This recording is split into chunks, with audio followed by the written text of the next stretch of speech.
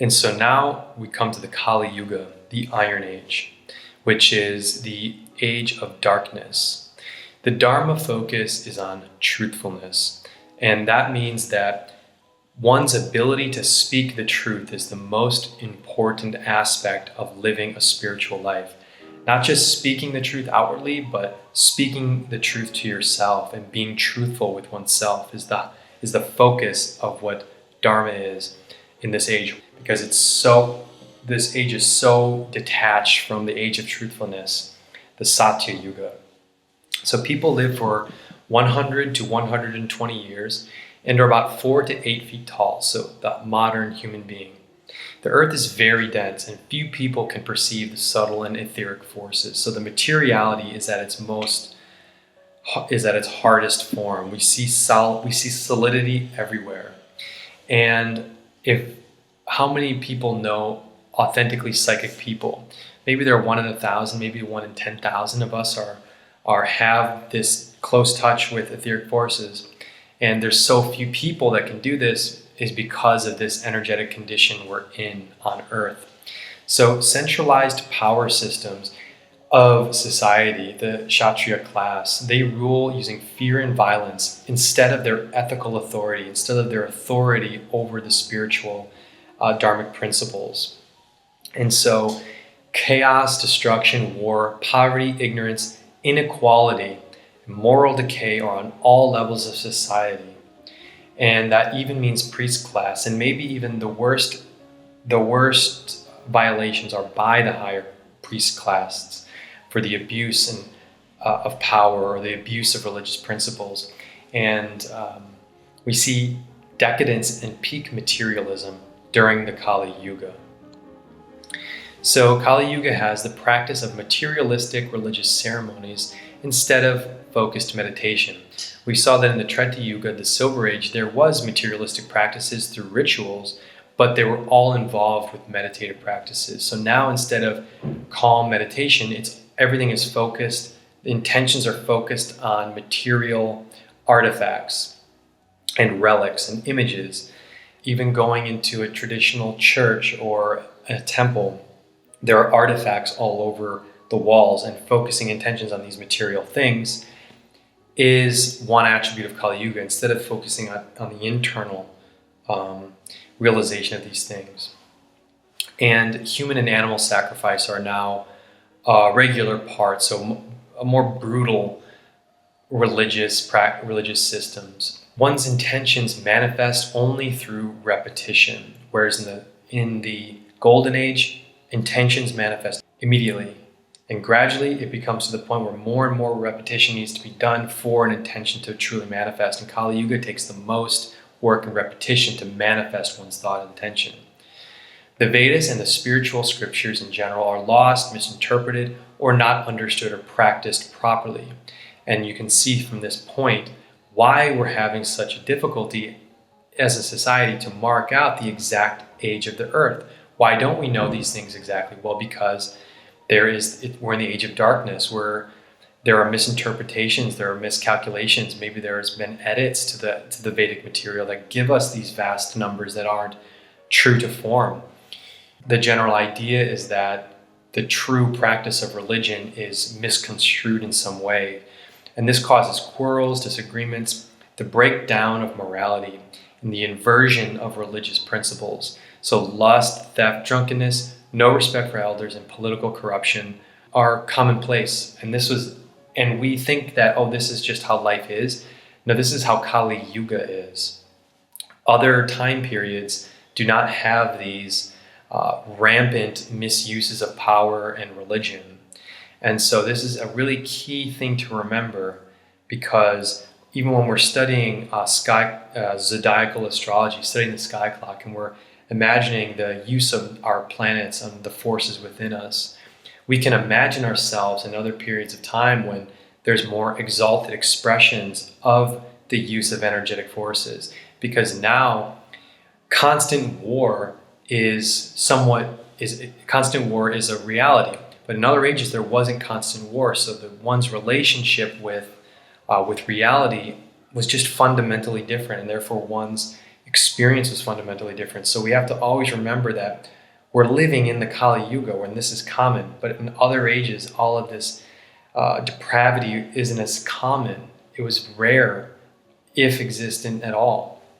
And the only true hope is honest introspection and speaking the truth amidst this type of degenerated society, which rewards lies, corruption, materialism, and degeneracy. So yes, being truthful amidst this decay is the focus of Dharma during this time, the focus of living spiritually.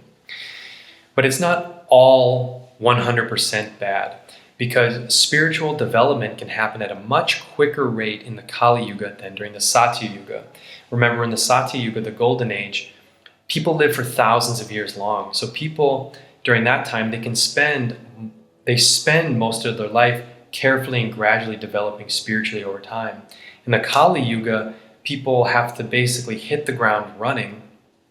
And think about our lives now. You're born, then you got to go to school, and then you got to learn, and by the time you're 18, you got to get a job, and you got to... Back then, you were living your infancy and your adolescence until you're about 30 or 40 or 50 years old. You lived on the earth for 50 years. Things are happening slower because you live much longer. Kali-yuga, where progress is very fast, and the karmic... you're feeling karma in much more intense way. And so the conflicts, obstacles, setbacks, and the pressure coming from the external forces, this difficulty during this age, and just this overall difficult material condition can propel greater internal development than in the other ages. So we have this opportunity, and think about too, if thought intentions aren't manifesting as directly, think about if everything we thought manifested, we'd be living in a mess. People's mental conditions are so distorted in a lot of different ways.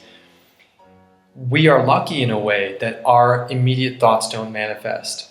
So it's in a way an advantage. We can take time to control our thoughts in a healthy way because we don't have to deal with extreme consequences right away. And the beings that are born and live during this time period have a much more variation in their spiritual development. So even people who have very dark tendencies or very dark karmic pasts can come into Kali-yuga, because Kali-yuga is offering this wide range of karmic experiences, of incarnations. And this is David and Goliath from the Bible. And Goliath, again, a remnant of, you could say, Dvapara Yuga. I think this happened in Kali-yuga, but these larger human beings existing, and he being the biggest of all of the Philistines. But David, he conquered Goliath using his simple weapon. But as you can see, even amidst this major uphill battle during Kali-yuga, it's still possible to grow in very significant ways. And it's not all that we just have to suffer through it. We can really make big strides in our inner growth through the extreme difficulties that the material world is presenting during this time. And so the Kali-yuga, I say, is the recent ancient history during the descending and ascending Kali-yugas. And so I'm putting a large area of time, so 4000 BC to the 1500s AD. And I'm grouping a lot of these historical time places together because there are major issues with Scallegarian chronology. And that is a chronology that was developed in the 1600s in Rome by groups of Jesuits, principally a scholar named Scallinger. And you can do a little bit of research into this, how people are ordering the dates of ancient history. And there is a scholar named Antoni Fomenko who has a new chronology, and it's very interesting. And what Fomenko is offering for a more, he's saying that things happened more recently. That also lines up with the Kali-yuga happening over a 2,400 year period from today to 2,000 years ago. Instead of being just the birth of Christ, we're in the thick of Kali-yuga, and these different civilizations taking place during different times in Kali-yuga. And these are the civilizations that still survive in our historical records. And so we have the nomadic tribes from the Bible, Abraham and Moses. And we had the Buddha, who is said to have been born, I think, around 600 BC. This was a Kali-yuga incarnation, possibly happened sooner. So ancient China and the art of war from Sun Tzu, describing the war conditions during Kali-yuga, which differ from the conditions of war during the Vedic time or during the Dvapara Yuga. And so in Kali-yuga, we also have the Greek and Rome civilizations and Jesus introducing the gospel in that Roman context. And then we also have the Prophet Muhammad coming in the golden age of Islam afterwards in the Persian cultures from the 600s to the 1200s AD. And in the Islamic culture, in the Persian culture, there was a lot of knowledge being shared, and there was still preservation of ancient materials. Just as in Greece and Rome, there was preservation of the ancient rituals. So it's not complete chaos and everything is just a constant pillaging. There are still civilizations that have survived into the Kali Yuga. Their experience of life is different, but the golden age of Islam and the Persian cultures that had advanced scientific knowledge were still living around this during this Kali Yuga, and even till today we still have some knowledge of the past with us. The Mayan civilizations, the height of the Mayan civilization was around 700 to 900 AD. Some people kind of automatically think the Mayans lived long deep into the past. No, they actually were writing their calendars into stone, and we can time those astronomical dates to the 700 to 900 AD, and they were eventually wiped out into the 15 and 1600s during the colonial era. But this is a Kali Yuga civilization. And then the Crusades and the religious wars of Europe and the Middle East are showing this conflict based on the understanding of dharmic principles. So instead of having one way of living out a religious life and a spiritual past, Kali Yuga has so many different possibilities to perform these activities. And the example of wars being fought over religion is very much a Kali Yuga expression. And again, to kind of go back on the dharmic principles and the ability to live a spiritual path, these universal truths, instead of being common knowledge amongst all members of society and equally shared, and then in the golden age being understood completely internally, these universal truths are not as widely spread. Not everyone could even knew how to read, but these universal truths about consciousness are encoded in the cathedrals in Europe. So the ancient mysteries being encoded or carved into or built into these magnificent structures that are the cathedrals throughout Europe. So we see how consciousness in a way goes underground, because in order to understand the true amazing qualities of the cathedrals, how they were built and what they're saying about human life and the possibilities of consciousness, you've got to have an advanced spiritual understanding. And these things are only for, and oftentimes kept into secret societies or only known by select few people. It's not the common knowledge, but they're still present, although in a more hidden form in the Kali Yuga.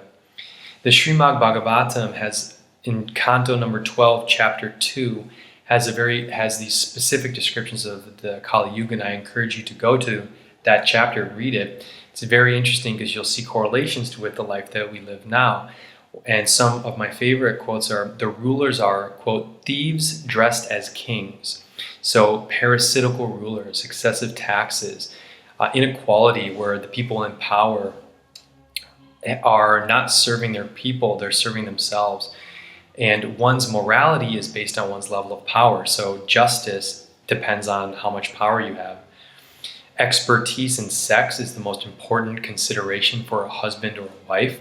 So marriage is performed by verbal agreement instead of a spiritual connection of two lives.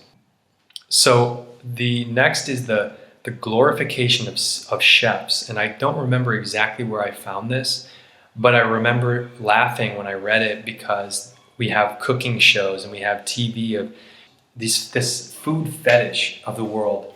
And this is a Kali-yuga characteristic according to the Vedas, according to Srimad Bhagavatam, that this overemphasis on material sustenance through food. And then finally, beauty will be thought to depend on one's hairstyle. So physical beauty, physical symmetry is more important than internal potency and internal harmony. And fortunately, after the Kali-yuga, after descending Kali-yuga, we have the ascending cycle. So as we've gone through these ages, we've seen how things deteriorate. But at the end, things progress upwards through the yugas, and the ability to practice Dharma, to gain true spiritual knowledge, and to evolve is gradually reobtained year by year.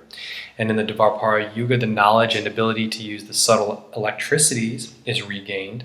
And then in Treta Yuga, the knowledge and ability to use magnetic forces is then reobtained. So the electromagnetic understanding, these technologies, internal and external technologies, are regained by human society. And then, of course, at the Satya Yuga, paradise is then returned to earth.